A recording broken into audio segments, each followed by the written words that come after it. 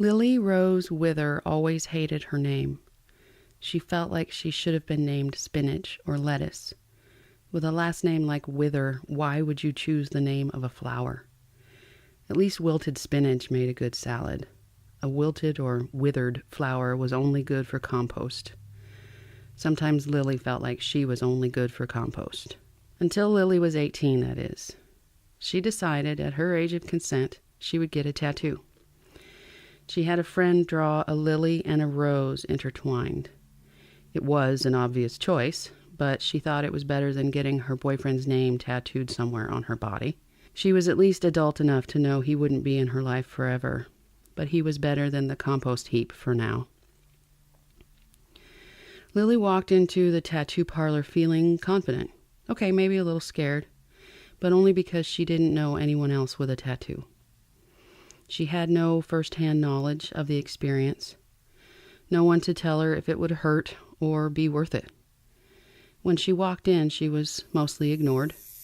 The people behind the counter didn't even register that someone had walked in. They were too busy gossiping about a party the night before. They couldn't have been much older than Lily, but they were already painted and pierced in a way that the upper class would find offensive. There were a few patrons there as well. They all looked at Lily at the exact moment she felt she could no longer back out. She made her way to the counter and asked to speak to someone about some body art. She had heard it put that way before, and she wanted to sound experienced. A very disinterested young man rolled his eyes and told her he would be back in a minute, then disappeared through a door to who knows where. When he returned, he was accompanied by an older woman, at least in her 50s, which seemed to Lily ancient. But the woman seemed kind, and Lily was glad to not be talking to a man of that age. It would feel too much like talking to Grandpa. The woman introduced herself as Vera. Vera was black-haired and of light complexion. She was finely, if not a little too prolifically, thought Lily, painted. Painted from fingertip to shoulder with the most wonderful faces. Faces of unnamed people. People Vera may no longer know the names of, if she ever really had. Lily examined them a little too closely for some time before she finally spoke up. Hi, I'm Lily. I had a friend draw something for me. Do you think I can get it tattooed on me? Vera said, well, I should hope so. I also hope it's well drawn. I really don't like putting poorly drawn art on pretty young ladies. She smiled a wide and comforting smile, making Lily feel at ease and a lot more willing to permanently transform her own skin.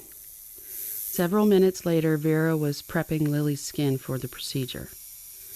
Tattooing is an art as well as a responsibility, explained Vera. We always take the best precautions to avoid infection and to make the experience a pleasant one. She smiled wide and openly, making Lily feel very comfortable. After the experience, painful as it was, Lily was thrilled with the results. The tattoo was clear, concise, and exactly what she wanted. Lily felt very free, adult, invigorated even. But she didn't know what to do with those feelings. She hugged Vera, told her that she hoped very much to stay in touch, and left, excited to show off her new body art. In the 3 years that passed, Lily became not only more accepting of her name, but very happy that she had a fun way to make people guess it. Let me show you a picture, was all she had to say when someone asked her name. A lot happens in 3 years, and Lily felt much less like wilted compost, and much more like a beautiful, confident young lady, albeit a rather rowdy one. Lily enjoyed meeting new people and experiencing new things every chance she got. One of her favorite things was to follow the Scottish punk bands around her region. She liked the men in their kilts, and she liked the other women that liked the men in their kilts. One night, she ran into an old friend, Beth, at a pub where a kilted punk band was playing near her childhood home. The girls were excited to see each other and decided to drive up to the neighborhood they had grown up in. It was still pretty early, and when they passed the tattoo parlor, all the lights were on inside. Lily had the great idea of getting new tattoos to commemorate their renewed friendship. When they walked in, however, the place felt very dirty. It was much different than Lily remembered. As distant as the people seemed back then, the place itself had been very cozy, as had Vera. Lily asked to speak to the woman who had given her the only tattoo she had. No one called Vera works here, and no one named Vera has ever worked here. As she left, Lily hoped she had just had the name wrong, but really didn't think it was possible. Lily and Beth decided to head back to the bar, but on the way there, Lily's car started to act funny, sputtering and stalling out. Once it finally died, they decided to walk, not wanting to stay on the side of the road in the dark, especially with nothing to drink. They were capable young ladies, and they would get back to their car or back to town one way or another. After a good 20 minutes of walking along the dark 2-lane highway, a car slowed and finally stopped in front of them. Beth was cautious, but Lilly-Rose knew they would be okay if they just kept their gumption up. They jogged up to the old 4-door and saw it was driven by an older lady. The lady was in her 70s at least. She was very kind and offered the girls a ride. "How about I get you two home?" Beth's response was, "How about you just get us to a phone and we go from there?" They were back in town within minutes, but the tattoo parlor was the only place on the street with the lights still on. They parked and the girls followed the elderly lady in, thinking they would make a phone call and be on their way.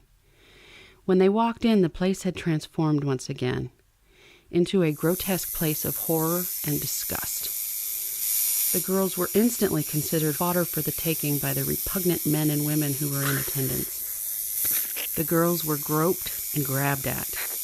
Their clothes were ripped, their skin was scratched. As they turned to run, the elderly woman blocked their path. "You're here now and safe from the rot of the compost. Why not stay?" Beth managed to get free and flee through the door, but Lily was held fast. The elderly woman was much stronger than she appeared. She and Lily struggled as the rest of the room descended upon them. Lily felt as though she were being assaulted at every angle, touched by people she couldn't even see. Her skin was on fire. She started to realize that she was being tattooed on every inch of her bare skin. She began to see the tattoos appear faster than was possible. They were all tattoos of flowers. Lilies, poppies, petunias, snapdragons, azaleas, and roses. The last image in Lily's life was that of an arm tattooing the skin on her neck. The tattoo was painful and bloody. The arm in control of the tattoo gun was covered in faces. One of them was Lily.